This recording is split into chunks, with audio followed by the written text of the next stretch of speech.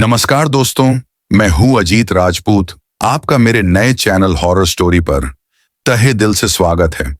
आज मैं आपको सुनाने जा रहा हूं एक सच्ची, भयानक और दिल को झकझोर देने वाली कहानी, जिसे सुनकर शायद आपके रोंगटे खड़े हो जाएं। यह कहानी उस रात की है जो विशाल और अजय को हमेशा के लिए उनकी सांसें छीन ली।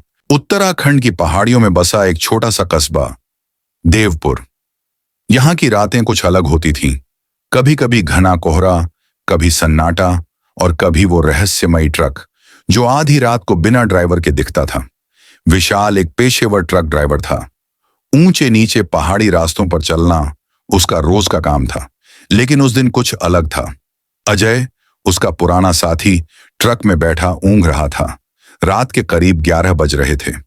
अजय, आंखें खुली रख, ये इलाका अजीब है, विशाल ने कहा, स्टीयरिंग घुमाते हुए।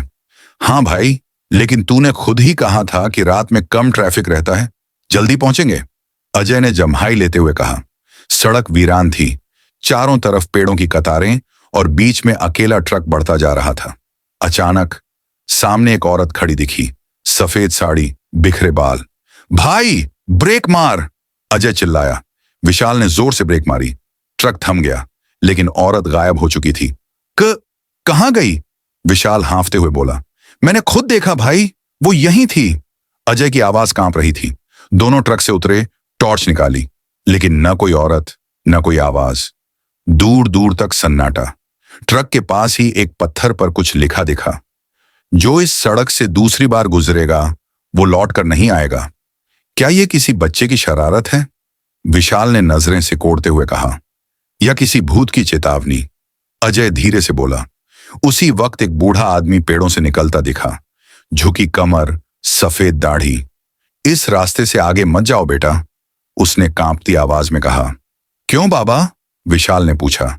इस पहाड़ी पर एक ट्रक कभी पलटा था, ड्राइवर की मौत हो गई। अब हर रात वही ट्रक यहां भटकता है। वो किसी भी ट्रक को रास्ता नहीं देता।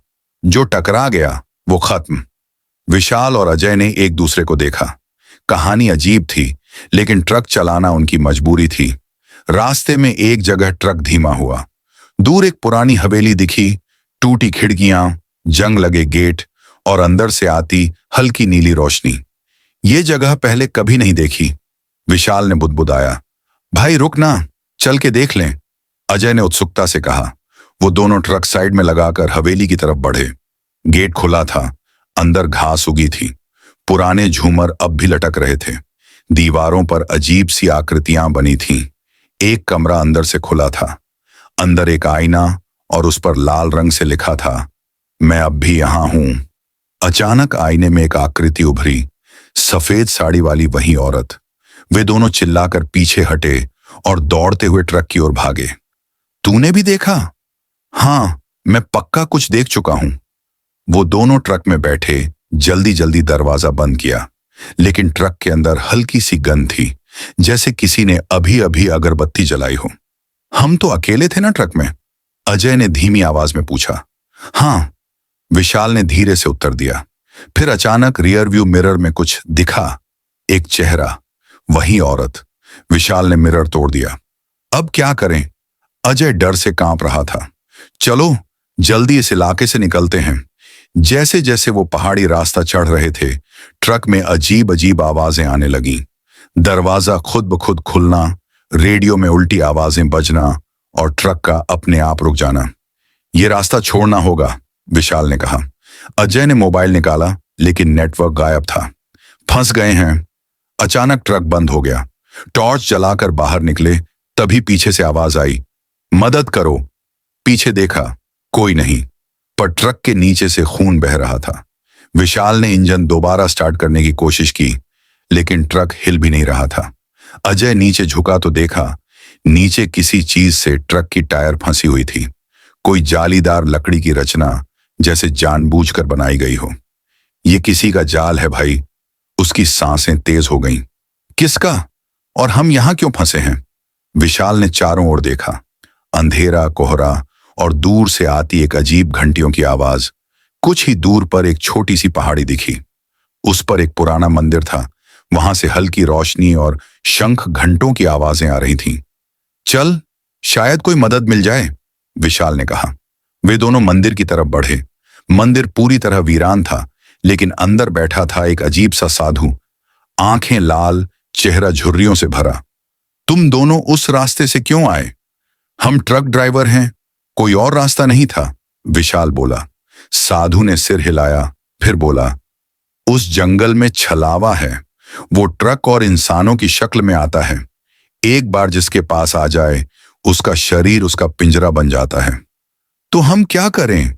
अजय लगभग गिड़गिड़ा रहा था। तुम्हारे पास केवल 2 रातें हैं। अगर इस रात तुम बच गए तो दूसरी रात तक कोई ना कोई रास्ता मिलेगा, लेकिन अगर उसने तुम्हें पहचान लिया। वो चुप हो गया।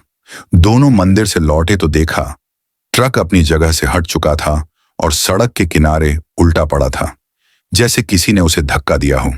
लेकिन सबसे भयानक बात यह थी कि ट्रक के अंदर कोई था। कौन?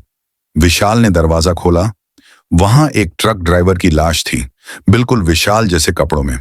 चेहरा जला हुआ, पहचान नहीं हो पा रही थी। ये मैं तो नहीं। विशाल की आवाज कांपने लगी। भाई, ये तो छलावा है, वो तेरे जैसा बन गया है। अजय पीछे हट गया। अब उन्हें यकीन हो चला था वो इस वक्त किसी आम रास्ते पर नहीं है। रास्ता खोजते खोजते वे एक छोटे गांव पहुंचे। वहां लोग सोए हुए थे, सन्नाटा पसरा था, पर हर घर के बाहर नींबू मिर्च टंगे थे और दरवाजे पर राख की रेखाएं खींची गई थीं। एक बूढ़ी औरत मिली।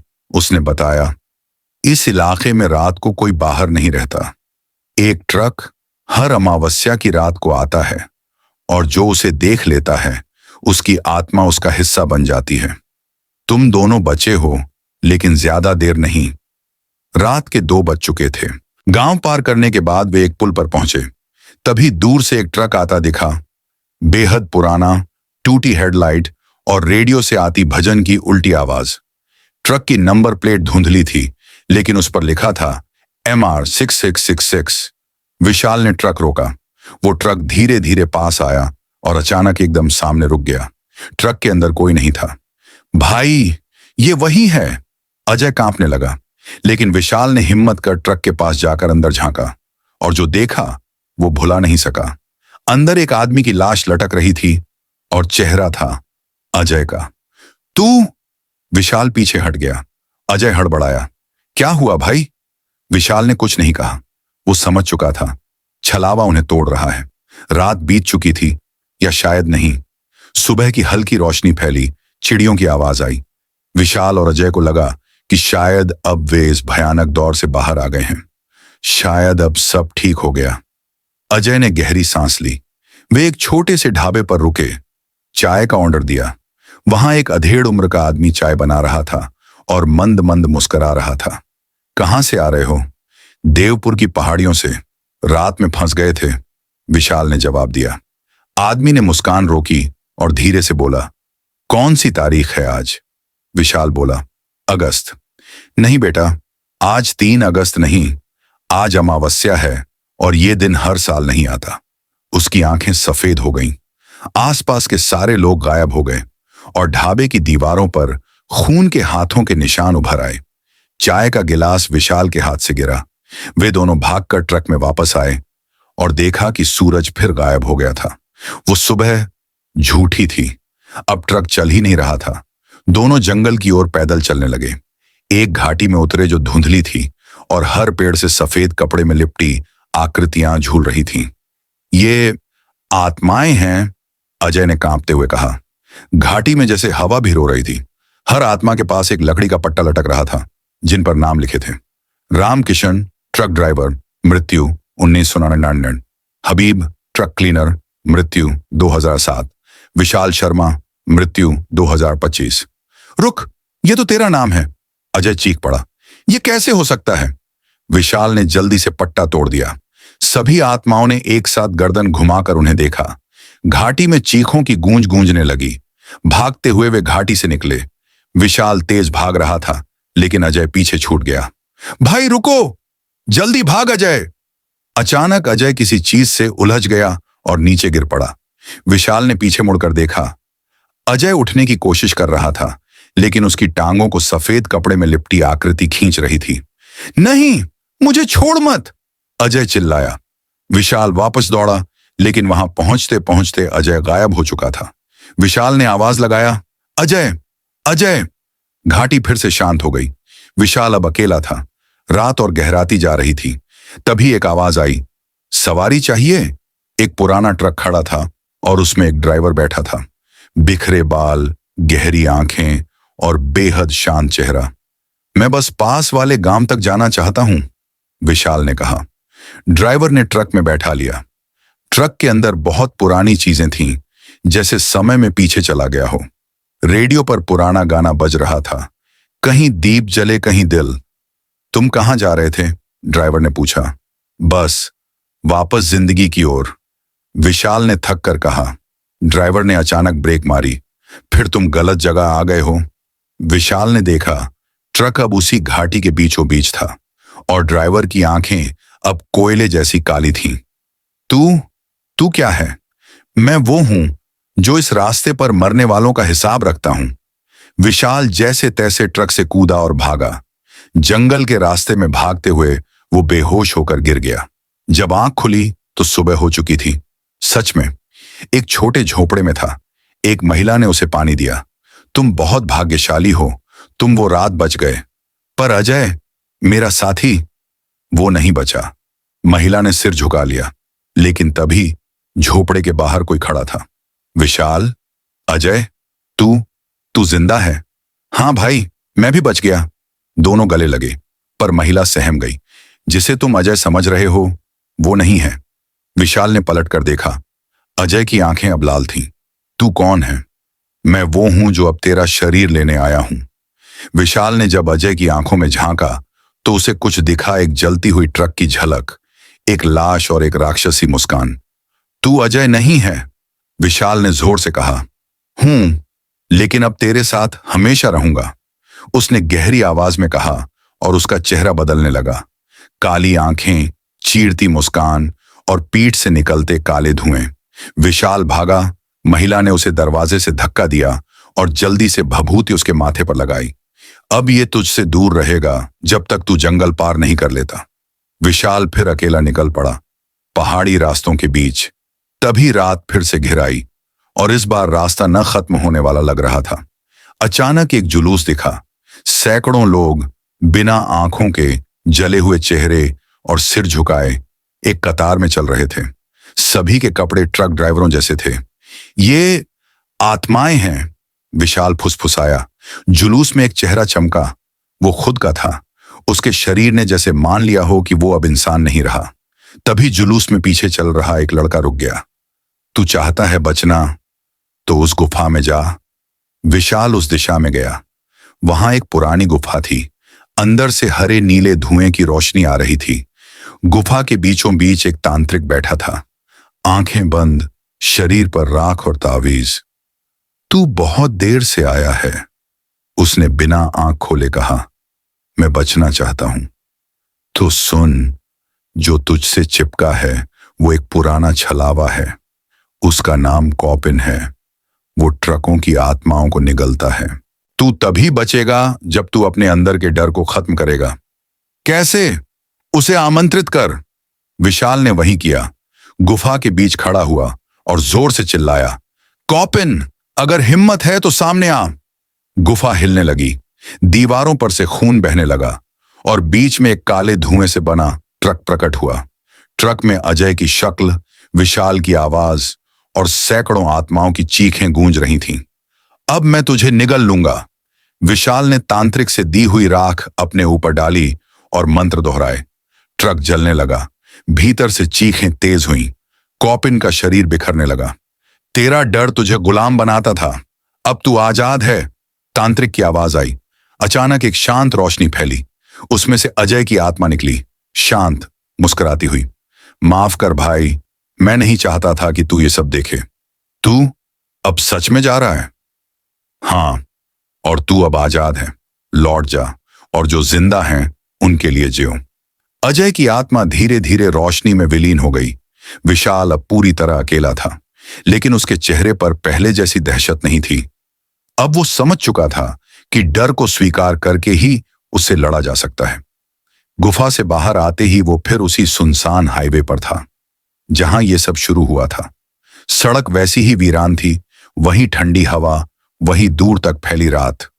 ट्रक अब वहीं खड़ा था, मगर उसकी हालत सुधर गई थी, जैसे किसी शक्ति ने उसे शुद्ध कर दिया हो। अब मुझे इसे पूरा करना होगा। विशाल ने ट्रक स्टार्ट किया और गियर डाला।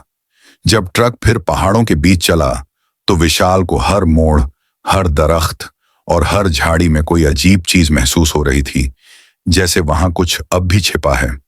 रेडियो अपने आप ऑन हुआ और एक आवाज गूंजी, तीसरी रात वह रात है जिसमें आत्मा या तो छूट जाती है या पूरी तरह निगल ली जाती है। मैं तैयार हूं, विशाल ने कहा। सामने से एक और ट्रक आता दिखा, जलती हुई आंखों जैसा लाइट, इंजन की डरावनी गड़गड़ाहट। वो था छलावा ट्रक MR666। इस बार विशाल डरा नहीं। उसने ट्रक की स्पीड बढ़ा दी। उसकी आंखें लाल नहीं थीं, लेकिन उनमें एक जिद थी। छलावा ट्रक सीधा उसकी तरफ आ रहा था। कोई ब्रेक नहीं, कोई सिग्नल नहीं, ट्रक और ट्रक आमने सामने। तेरा खेल खत्म, विशाल चिल्लाया। धड़ाम! दोनों ट्रक टकराए, लेकिन विस्फोट नहीं हुआ, बल्कि समय जैसे रुक गया। धुआं, राख और एक अजीब शून्यता फैल गई। अचानक विशाल खुद को एक खाली जगह पर खड़ा पाता है। वहां कोई जमीन नहीं, कोई आसमान नहीं, सिर्फ धुंध और एक नीली रोशनी। एक ऊंचे मंच पर 3 आकृतियां बैठी थीं, ना इंसान ना भूत, सिर्फ न्याय की आत्माएं। तू आया है अपने कर्मों का सामना करने। विशाल चुप था। तू डर गया था लेकिन भागा नहीं। तू टूटा था लेकिन लड़ा। और तू बच गया, इसलिए नहीं कि किस्मत तेरे साथ थी, बल्कि क्योंकि तूने खुद को पाया। वो तीनों आकृतियां उठीं और एक साथ बोली, तेरी आत्मा अब मुक्त है। नीली रोशनी अचानक तेज हो गई और विशाल बेहोश हो गया। जब उसकी आंख खुली, वो अस्पताल में था। सामने एक नर्स मुस्कुरा रही थी। आप 1 हफ्ते से बेहोश थे, किसी ट्रक एक्सीडेंट में घायल हुए थे? ट्रक? हाँ, लेकिन पुलिस को वहां कोई दूसरा ट्रक नहीं मिला, सिर्फ आपका जला हुआ वाहन था। विशाल चुप रहा। उसे समझ आ गया था, अब सब पीछे छूट चुका है। कुछ दिनों बाद वह वापस अपने गांव लौटा। उसने ट्रक चलाना छोड़ दिया। अब वो पहाड़ियों में यात्रियों के लिए एक छोटा गाइड बन गया। लेकिन एक नियम था, मैं सिर्फ दिन में चलाता हूं, रात का सफर अब कभी नहीं। कहानी यहां खत्म हो सकती थी, लेकिन नहीं। एक रात जब वह अपने कमरे में बैठा था, रेडियो फिर से अपने आप ऑन हुआ और वही पुरानी आवाज सुनाई दी, तू तो बच गया, लेकिन जो रास्ता तूने देखा वो अब दूसरों का इंतजार कर रहा है। रेडियो बंद हो गया। खिड़की के बाहर एक ट्रक गुजरा। उसकी नंबर प्लेट थी MR666 और अंदर 2 आकृतियां बैठी थीं, एक अजय और दूसरा खाली चेहरा।